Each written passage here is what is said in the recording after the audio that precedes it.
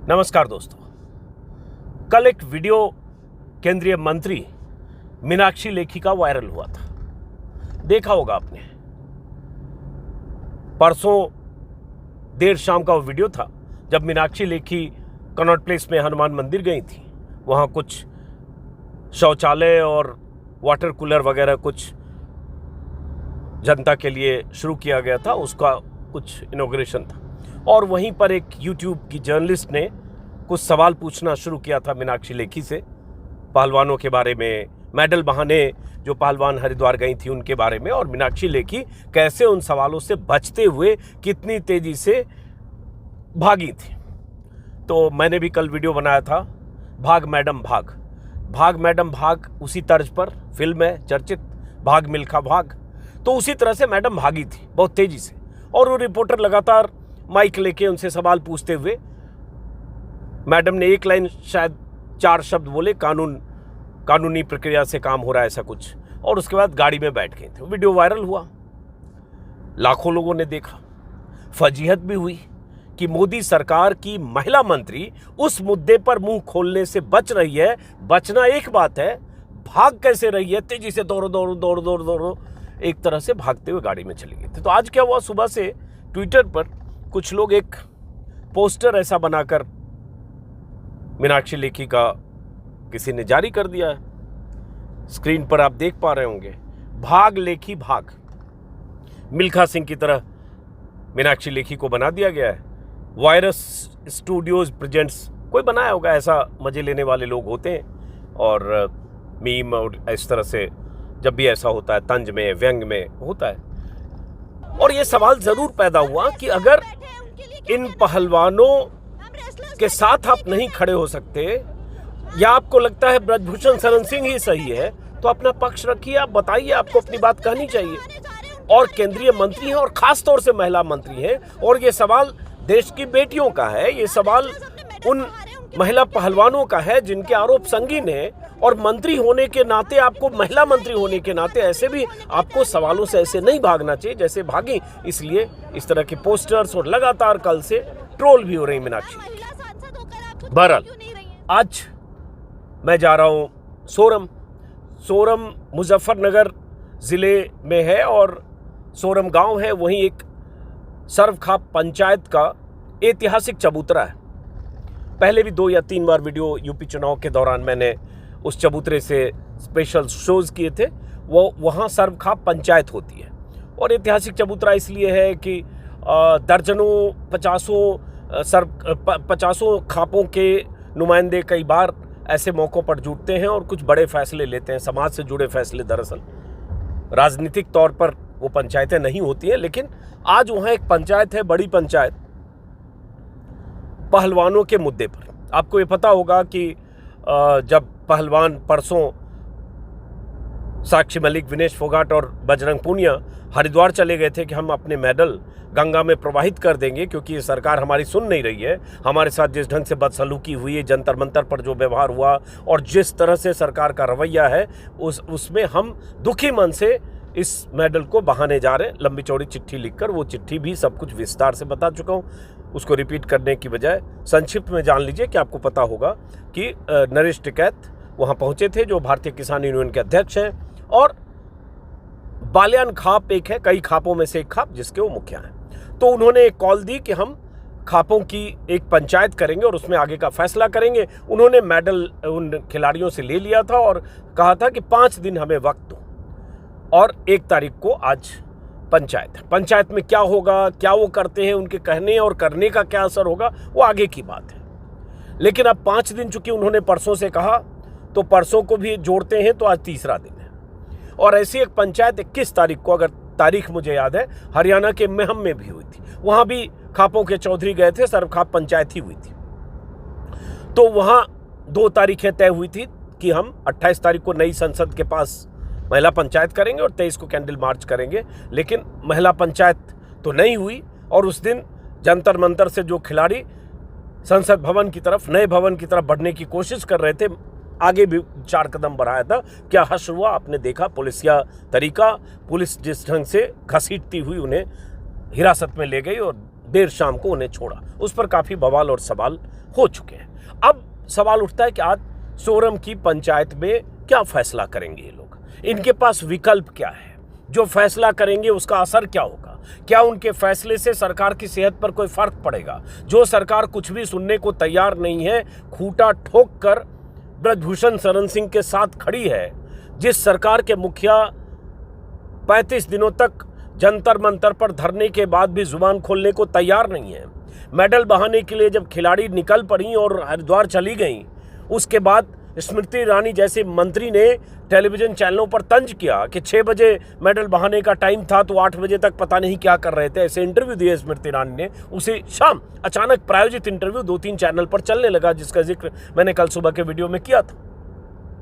वो देवगन और नविका कुमार टाइप के लोगों के साथ स्मृति ईरानी ने जो कुछ कहा, तो सरकार की चुप्पी, सरकार मतलब मोदी और शाह की, मंत्रियों के इस तरह से छिटपुट बयान, एक मंत्री का भागना, और इन सब के बीच आज सोरम की पंचायत, और इन सब के बीच कल वो बड़ी खबर जिसका जिक्र मैंने किया कि ऐसा लग रहा है कि सरकार ने ब्रजभूषण शरण सिंह को क्लीन चिट देने की तैयारी कर ली है। सरकार ने जब बोलता हूं तो सरकार में दिल्ली पुलिस भी शामिल है, क्योंकि दिल्ली पुलिस अमित शाह के अधीन है। एक ट्वीट कल एएनआई की तरफ से किया गया था, 2 ट्वीट दरअसल, जिसमें एएनआई जो एजेंसी है, न्यूज एजेंसी, उसने दावा किया था कि ब्रजभूषण शरण सिंह के खिलाफ जो आरोप पहलवानों के हैं उसके सपोर्टिव एविडेंस नहीं है, ऐसा दिल्ली पुलिस का दावा था। और उस दावे के आधार पर दिल्ली पुलिस ने कहा था कि हम 15 दिनों के भीतर चार्जशीट या फाइनल रिपोर्ट हम दाखिल कर देंगे अदालत में। फाइनल रिपोर्ट दाखिल तभी होता है जब कोई सबूत नहीं होता, केस क्लोज करना होता है।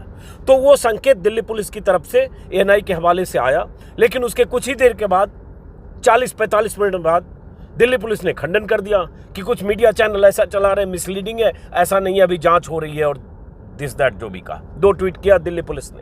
एएनआई के जवाब में एएनआई को भी टैग किया, पीएमओ को भी शायद टैग किया था, या होम मिनिस्टर पीआईबी को टैग किया था, माफ करें, कल वो वीडियो में शाम को मैंने बताया। लेकिन उसके कुछ ही देर बाद दिल्ली पुलिस ने अपना ही ट्वीट, जो खंडन वाला ट्वीट था, फैक्ट चेक वाला ट्वीट था, उसको डिलीट कर दिया। उससे एक बात साफ है कि दिल्ली पुलिस के हवाले से जो एएनआई ने कहा वो कहीं न कहीं सही है। सही इस सेंस में कि दिल्ली पुलिस ने ये तय कर लिया है, चाहे जैसे भी हो, कि ब्रजभूषण शरण सिंह को के खिलाफ वो जो आरोप है उसके पुख्ता सबूत नहीं है उनके हिसाब से। तो अब दिल्ली पुलिस का रुख उस एएनआई के ट्वीट से पता चल गया। 15 दिन में क्या दिल्ली पुलिस करेगी उसका अंदाजा लग रहा है।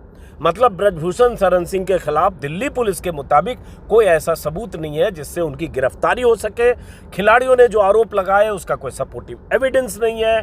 एविडेंस नहीं है तो हो सकता है दिल्ली पुलिस क्लोजर रिपोर्ट या फाइनल रिपोर्ट में कहे हमारे पास कुछ नहीं, हम केस क्लोज करते हैं। उस स्थिति में अगर 15 दिन बाद वैसी स्थिति होती है तो फिर ये पहलवान क्या करेंगे?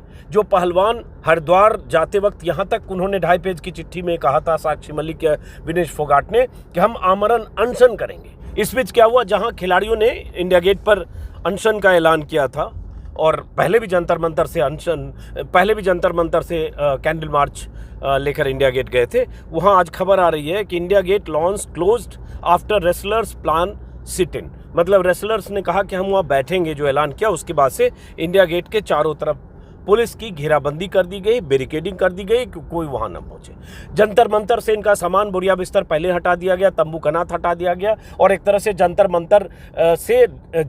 मंतर पर दोबारा न पहुंचे इसके मुकम्मल इंतजाम पुलिस ने चारों तरफ से घेर के कर दिए। उसके वीडियो आ गए, साथ में दिल्ली पुलिस का ऑफिशियल स्टेटमेंट आ गया डीसीपी का कि हम जंतर मंतर पर उन्हें नहीं बैठने देंगे, वो अगर कहीं धरने की अनुमति मांगते हैं तो हम सोचेंगे। इसमें संयुक्त मोर्चे का भी ऐलान है, किसान मोर्चे का, कि हम इस आंदोलन के साथ हैं, हम पहलवान जहां धरना देंगे हम भी बात करेंगे और उसके बाद आंदोलन की रूपरेखा तय करेंगे। उन्होंने भी 2 बैठकें बुलाई है, उसकी तारीख तय की है। गुरनाम सिंह चढ़ूनी एक हरियाणा के किसान नेता हैं, संयुक्त मोर्चे में थे, अब मोर्चे से अलग हैं। उन्होंने एक 4 तारीख को मतलब 4 दिन बाद उन्होंने 3 दिन बाद उन्होंने एक पंचायत बुलाई है जिसमें कहा जा रहा सत्यपाल मलिक भी जाएंगे, कुछ और किसान नेता भी जाएंगे, सबको आमंत्रित किया। जयंत चौधरी जो आरएलडी के चीफ हैं वो भी जाएंगे, उनके भी बयान आ रहे हैं। तो एक तरफ ये जो किसान संगठन, संयुक्त मोर्चा और ऐसे जो संगठन हैं वो पहलवानों को समर्थन दे रहे हैं, ब्रजभूषण शरण सिंह की गिरफ्तारी की मांग कर रहे हैं। आज सोरम में पंचायत हो रही है जहां मैं जा रहा हूं, वहां कहा जा रहा है राजस्थान, हरियाणा और यूपी इसके दर्जनों चौधरी आएंगे, 200-400-500 लोग होंगे, जो भी होंगे, जो खापों के चौधरी, प्रधान, नुमाइंदे जो भी होते हैं, वहाँ क्या होता है। और जैसा कि मैंने कहा, उनकी अपील का कोई असर होगा क्या। और सबसे बड़ा सवाल अभी ये है कि अगर नरेश टिकैत ने मेडल वापस लिए उन खिलाड़ियों से कि आप मत बहाओ, हमें 5 दिन की मोहलत दो, तो उस 5 दिन की मोहलत में 2.5 दिन बीत गए हैं, 2.5 दिन और बाकी है। क्या होना है? क्या ऐसा 5 दिन में हो जाएगा जो उन्हें लगता था, जिसके आधार पर उन्होंने कहा कि हमें 5 दिन का वक्त दो। और वो पहलवान इंतजार भी कर रहे होंगे।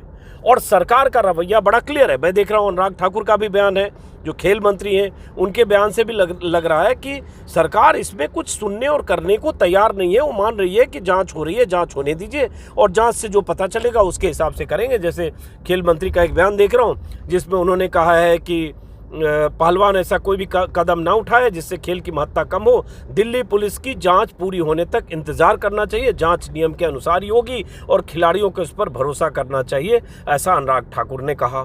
तो अनुराग ठाकुर खैर ऐसे पहले भी कह रहे हैं। तो इन सब के बीच सोरम की महापंचायत और इन सब के बीच वो सारे सवाल जो इन खिलाड़ियों को, इन पहलवानों को बदनाम करने के लिए उठाए जा रहे हैं, जिन सवालों में खिलाड़ियों से पूछा जा रहा है आप मेडल लेकर गए तो बहाया क्यों नहीं, आपको इतने सरकार से पैसे मिलते हैं वो सब वापस क्यों नहीं करते हो, नौकरी से इस्तीफा क्यों नहीं देते हो, एक तरह से इनकी घेराबंदी हो रही है। ब्रजभूषण शरण सिंह के बयान वहाँ से आ रहे हैं कि अगर एक भी साबुत हो जाए आरोप तो मैं खुद को फांसी पर लटका लूँगा। सरकार का रवैया, मैंने कहा, दिल्ली पुलिस का जो ट्वीट है वो उस बात की तस्दीक करता है कि ब्रजभूषण शरण सिंह के खिलाफ दिल्ली पुलिस कोई भी ऐसी जांच रिपोर्ट नहीं दाखिल करने वाली है जो उसके लिए सलाखों के पीछे भेजने का कोई रास्ता तैयार करे। इन सारी चीज़ों के बीच स्थिति यह है कि पहलवान अब करें क्या। इस बीच एक थ्योरी ये भी आ गई कि जो एक नाबालिग लड़की थी जिसकी शिकायत के बाद जो एफआईआर हुई है, जिसमें पॉक्सो के तहत मामला दर्ज हुआ, चूंकि वो नाबालिग है, उस लड़की के बालिग होने का भी कुछ बयान उसके एक चाचा के हवाले से आ रहा है, जिस बयान का खंडन उस लड़की के पिता ने कर दिया कि वो चाचा नहीं ताऊ है, वो गलत बयान दे रहा है, मेरी बेटी तो नाबालिग है। लेकिन मीडिया का एक बड़ा तबका उसको बालिग साबित करने वाली जो थ्योरी चल रही है, जो पुलिस की तरफ से भी हो सकती है और भी बीजेपी आईटी सेल की तरफ से हो सकती है, उस थ्योरी को बहुत तेजी से आगे बढ़ा रही है। अब उसके बीच सच क्या है ये भी अभी पता चल रहा है। और अगर मान लो बालिग और नाबालिग पे ही सवाल है तो क्या उससे ब्रजभूषण शरण सिंह के गुनाह कम होते हैं क्या? वो नाबालिग नहीं, बालिग हो मान लो, तो उससे क्या हो गया? अगर उसने यौन उत्पीड़न किया और उस पर जो आरोप बाकी लड़कियों ने लगाए 7 में 6, ये भी मान लो बालिग हो जाती हैं, तो क्या उसके गुनाह कम हो जाएंगे?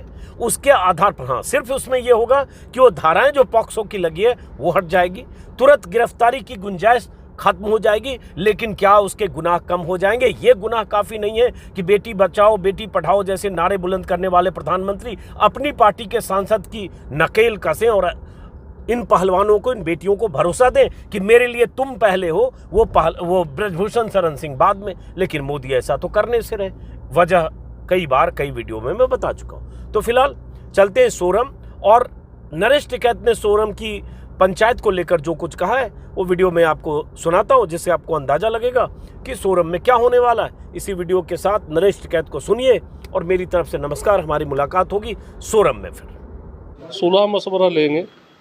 क्या बड़ा निर्णय लिया जाता है? ये तो सरकार बिल्कुल नाश के पीछे लग रही। एक कुत्ता काट खावे उसका काटा नहीं जाता, उसके इलाज की देखे। ये तो कुत्ते बन रहे, इन्होंने तो ऐसा देख लिया काम, इनकी कितनी शर्म लिहाज कर लो, कुकर ही कर लो, इन्होंने तो ये तो बिल्कुल पागल हो गए। इन्हें समझ में ही नहीं आ रहा क्या हम करें क्या ना। वोट दी लोगों ने, बड़ी अच्छी तरह से सरकार बनाई, और जिस तरह से इन्होंने यू कर दिया, इन महिला पहलवानों के साथ में जितनी बेतों की जांच थी इन्होंने कर दी। परसों मुंह पे जूता भी लग रहा है, उसमें एक लड़की है वो साक्षी मलिक, उसके मुंह पे जूता भी टेक रखा। तो इससे और घिनौना काम क्या हो सके। अब हद हो चुकी है, क्या लगता है कि परसों पंचायत में आर पार की लड़ाई का निर्णय लिया जाएगा? अरे नहीं, ये बहुत देखनी बातचीत, ऐसी बात नहीं। सब अच्छे अच्छे समझदार आदमी उसमें होंगे और उसमें वो ली जाके बातचीत में क्या हो सके। हमें यह भी नहीं पता कि भाई सारा तोड़ फोड़ पे ही रुक के रोड़े में ही उसी में विश्वास रखें। हम शांति के पुजारी है, शांति के तरीके से। मांग क्या करने की जाती है? नहीं, मांग तो है ब्रजभूषण की गिरफ्तारी हो जाए, अपना छुट्टी मांग खत्म ही है बस। फिर और क्या है भाई, हम इन बच्चों को मना लेंगे। एक बार उसे जेल में तो पूछा दो सर क्या उसकी कुछ ऐसी हुआ हो रही, इतना बड़ा काम उन्ना कर रखा।